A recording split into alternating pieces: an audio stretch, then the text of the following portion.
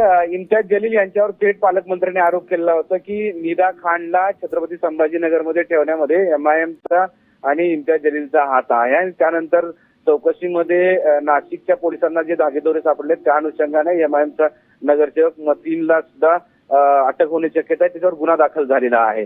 या सगळ्या अनुषंगानं गेल्या 5-6 दिवसामध्ये निदा खान इथं छत्रपती संभाजीनगरमध्ये होती. तर त्याच अनुषंगानं चौकशी केली जाण्याची शक्यता आहे.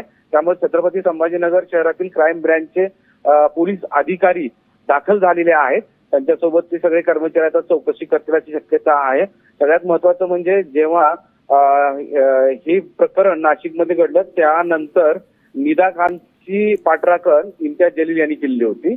इम्तियाज जलील यांनी पाठराखण केल्यानंतर त्यांच्यावर संशयाची सुई होती की या सगळ्या प्रक्रियेमध्ये एमआयएम आणि इम्तियाज जलील यांचा हात आहे असा थेट आरोप ज्यावेळेस केला त्यावेळेस पोलीस सुद्धा त्या अनुषंगाने तपास करीत होते.